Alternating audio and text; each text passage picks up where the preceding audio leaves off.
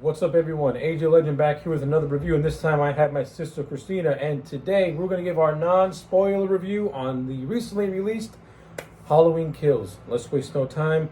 Let's get right into it. My overall thoughts is I liked Halloween Kills. I like this movie a lot. I think Halloween Kills has got things that I thought David Gordon Green and Danny McBride in this movie did things that were really, really good, and they also did things that were just very, very questionable to me.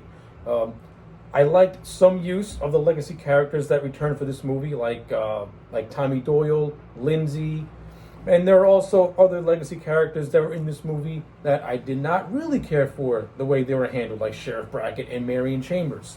But as an overall package, it was fun from a nostalgic sense to see these guys come back. And this movie also utilizes one vital legacy character, and I'm not going to spoil who this legacy character is, or where he makes his appearance. All I'm going to say is that the movie, they brought this character back, and they did it in the best possible way, where it didn't come across as cheap or tacky.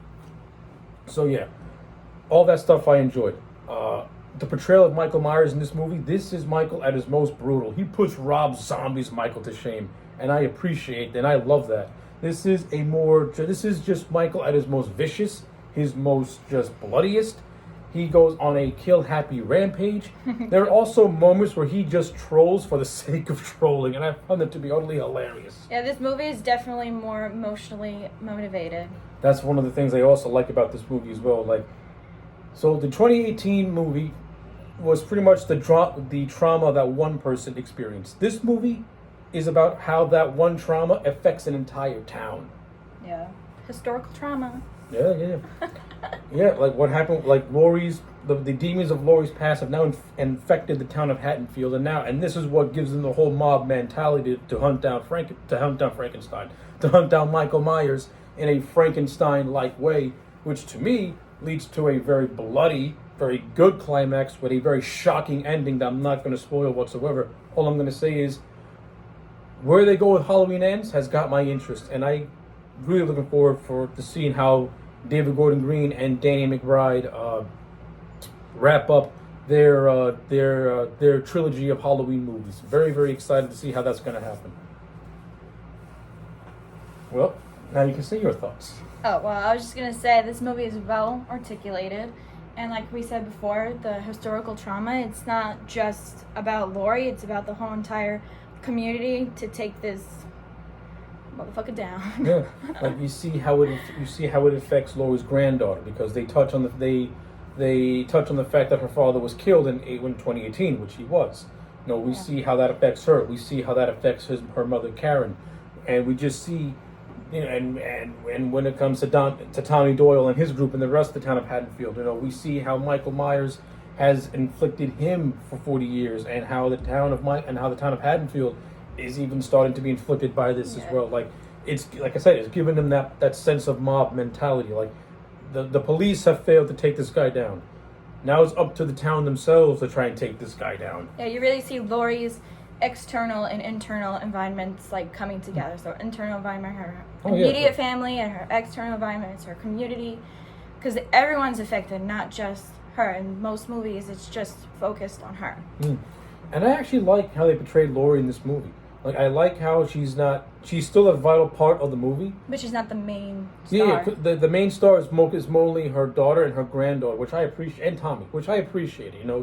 Give them some shine. Like, you're always going to have Laurie, but since this is a three-part story, the first part focused solely on Laurie. The second part, we're going to phase Laurie out a little bit, because we're going to bring it back for the third part when they have the big and final climax. But I like how Laurie, I like her performance in this movie. She does bring a lot of emotional weight, a lot of emotional drama. I like a lot of the scenes that she has in the hospital. I thought were really well done, especially with a character who I thought had died in the 2018 movie, but it's revealed that he survived, and I'm very, very happy about that. I liked all that stuff. Not to mention, this specific character was also involved in Michael's arrest. In this movie, does have flashbacks to the 1970s. Which the flashbacks are actually really good. Very well done, very well orchestrated. They really captured that 1978 feel that the first movie had with these flashbacks. And I like how the flashbacks were not like 30-second flashbacks. A vital piece of the story takes place in this flashback, which I liked. and it plays into the rest of the movie, which I thought was actually really well done and really well handled.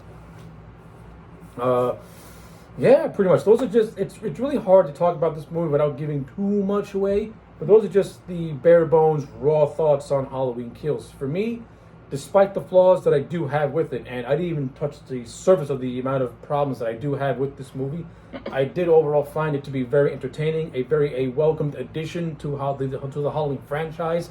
I do not understand how people are saying that Halloween 5 is better than this. What are you smoking? Can I have some? Because Halloween 5 is terrible compared to this. Halloween 5? Yeah.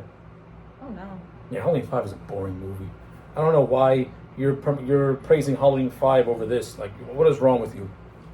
This movie was good. This is good. Yeah, listen. The complaints of this movie being cliched, number one, slasher movies. Slasher movies were built on cliche tropes. What the hell are you expecting? Shakespeare with Halloween? Are you nuts? Closing thoughts? I thought it was a really good movie, and can't wait to see Halloween ends. Yeah, so for me, my overall grade for this thing is going to be a solid 8 out of 10. The same grade I gave Halloween 2018. I enjoyed this movie.